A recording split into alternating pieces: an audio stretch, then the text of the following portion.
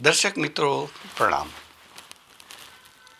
એક એવો જ પ્રશ્ન આવ્યો છે કે જેમને જમ્યા પછી આફરો ચડે છે, પેટ ફૂલી જાય છે, અંદરથી જાત જાતના અવાજો આવે છે, પેટમાંથી ગેસ ઉર્ધ્વગતિએ જતો હોય એવું લાગે છે, હૃદય પર દબાણ આવે છે, થોડું પણ એ વ્યક્તિ ચાલે કે બે ચાર દાદર ચડે તો એમને પોતાની ગતિ ધીમી કરી દેવી પડે છે.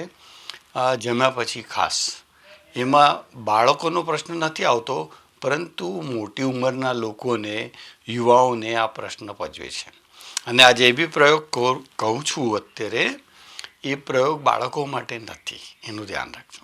આ પ્રયોગમાં આપે શરૂઆતમાં 2-3 ચમચી અજમાનું ચૂર્ણ બનાવી રાખવાનું, પછી 5 ચમચી જેટલા અજમાનું ચૂર્ણ પ્રયોગ કરતી વખતે લેવાનું, એમાં લગભગ 4 ચપટી જેવો સિંધવ પાવડર ઉમેરી દેવાનો, પછી એમાં થોડું પાણી નાખીને કે મધ નાખીને ચાટી જવાનું અથવા પી જવાનું. બની શકે કે આ પ્રયોગથી એકાદ દિવસ થાય તો કદાચ લૂઝ મોશન થાય.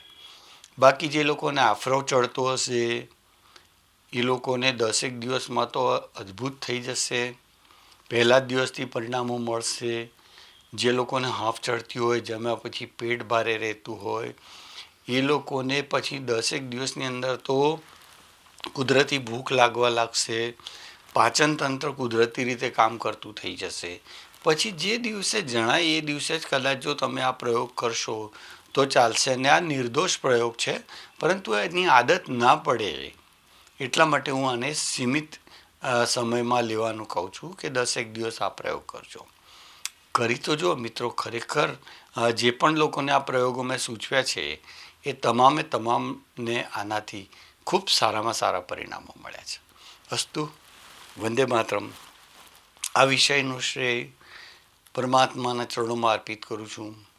જગતજનની ભારત માતાને પ્રણામ કરું છું અને આજના વિષયના સમાપનની આજ્ઞા ચાહું છું. વંદે માતરમ.